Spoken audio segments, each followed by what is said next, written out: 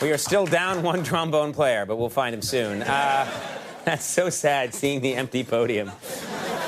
For over 7 years, my next guest was NBC's chief White House correspondent. Just last Sunday, he took over as moderator on the longest-running program in television history, Meet the Press. Please welcome David Gregory.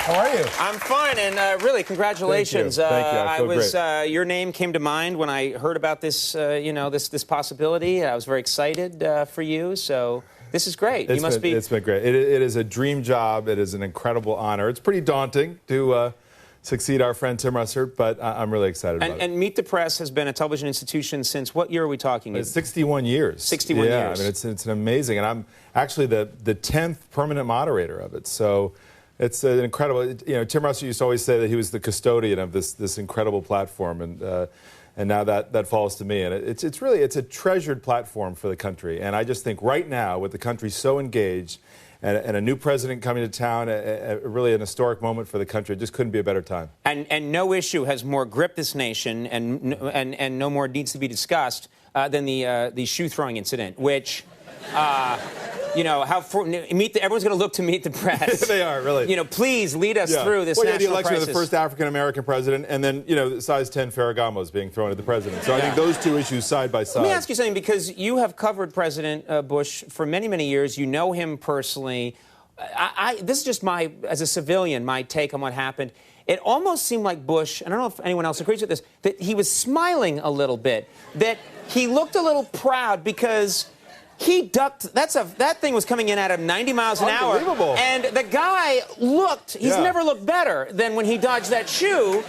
And afterwards, he had this kind of grin. Am I wrong, or was he a little proud of his agility in that moment? What I think people don't realize, remember that unfortunate comment he made a few years ago where he said, "Bring it on." I mean, apparently what he meant was, bring on the shoes. Yeah. That's what he. No, but I think he did. I think he was kind of proud, and I think he just thought, typical of the Baghdad press corps, this inside Baghdad crowd, and that people understand him sort of beyond the Euphrates. This is just an inside Baghdad thing. They don't get it. And that's to them, the ultimate insult is a shoe. It is. No, that's a very serious thing. But look, there are definitely two ways of looking at this. I mean, this is not a great moment for the President of the United States, for our president, to be subjected to this. It's symbolic of the frustration of a lot of people over there. But there has been a lot of progress there because of the surge. This was a visit that was in part to say that we have this security agreement with Iraq, which will mean the withdrawal of U.S. forces. And let's be honest, it's easy to laugh at this, but he's right when he says, if not for a free press in Iraq, which did not exist, they wouldn't have the right to take their shoes off and hurl them at a visiting head of state. So when life gives you lemons, you make lemonade. Yeah, exactly. Look, I mean, it's an odd moment, and it's just not a great. I mean, I don't think.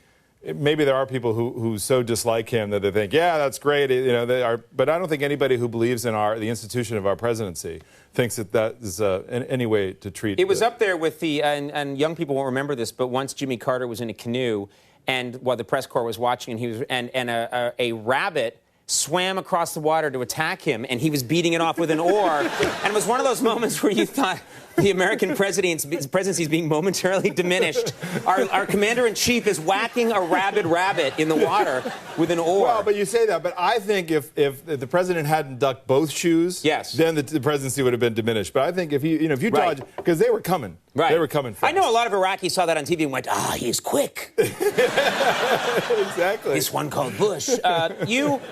You're a very funny guy. You do great impressions. This man does very good dead-on impressions. Is that ever going to come up on Meet the Press? You ever going to break out your George W. Bush impression? Your Tom Brokaw impression? These are really good impressions. Yes, I try to, it's when Tom made the announcement on the air that he said, okay, it's enough of that, and I almost slipped into it there. But I don't like to to do Tom in any public setting. And so I don't think it's likely. Now, we do have some opportunities on the web. We do this Take Two Extra, where we're trying to build our audience on the web as well. And who knows what could happen? Because what goes on the web stays on the web. Right. Nobody ever hears about it, so it might just be a fun place. You have an insider's view of President Bush. Everyone's trying to assess his legacy now. They're trying to figure out who was this guy, what makes him tick. Countless interviews. When Bush began his presidency, famously, he was not a traveler. He didn't seem very curious about the outside world. He's now been around the world. He's just been to pretty much every country in the 8 years that he's been president. Do you think that now, as a man, he's more interested in the world around him? Is he a guy that likes to travel now? Is he going to spend a lot of time traveling in his downtime? I think he will, actually, and you've seen more of this in the second term. I think in the first term, I remember he would travel, and he traveled as much as President Clinton did, but he wouldn't add on the stops. He wouldn't do as much sightseeing. I think he did the Great Wall in China the first time he was there in about 7 minutes. Really? Did you see that happen? You saw that unfold? They just brought the travel crew. They just brought the photographers. It was a very quick thing. But then I interviewed him in Israel, and he's a man of deep faith.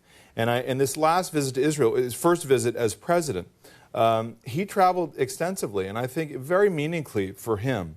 And it moved him a great deal. And it was the first time that I had seen him on a trip where he had been allowed to sort of take that time, and it meant a lot to him. So I think that has grown. I also think his engagement in certain parts of the world have sparked a renewed interest. He won't get the sort of credit that I think a lot of people feel he deserves for tackling disease, particularly AIDS, in Africa. And yet people like Bono, who are no fans, have said, look, this guy has done more than any of the European leaders combined. So he's made a real mark there, and that might be an area that he continues in a way that President Clinton has as well. So I think some experiences in his presidency will lead to more of that. Let me ask you quickly about Barack Obama. It's come out that he has not been able to really quit smoking, that he still is a smoker. The struggle continues. I'm not a smoker myself, but my friends who are smokers, I know that it's very hard to quit when you're entering a new job in a stressful situation. Is this guy going to be able to quit? I mean, this is the hardest time in his life, and he's... Well, I guess when he told Tom Brokaw, who did the interview and asked these questions, he said he's fallen off the wagon a little bit. So I do think it's still a struggle, and it's going to be a little stressful here in the first year, to say the least. If he does fall off the wagon, the good news for him is that there's some places around the South Lawn that you can probably have a quick smoke and not get caught. So he's got that going for him. No, there aren't. No, there are. I'm just going to step outside. And then, that's not going to happen. I don't mean you do it in the front yard by the gate where you're waving to people. I didn't realize there are secret grottos back there. Hefts back there. Well, Meet the Press airs Sunday mornings on NBC, and we're all thrilled for you. Thank you so much for making time for us, too. David Gregory, Charlie Veracolo coming up in just a second. We'll be right back. We'll see you.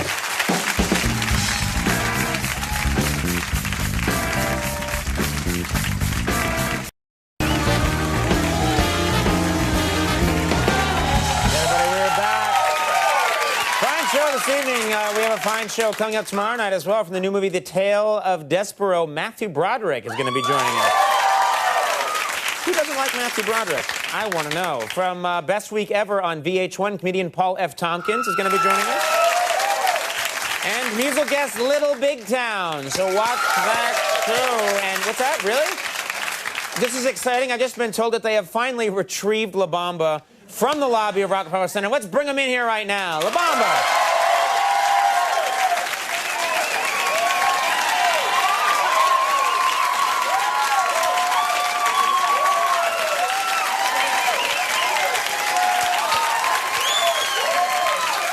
We'll take a break. When we come back, comedian Charlie Veracolo. Stick around. We'll be right back.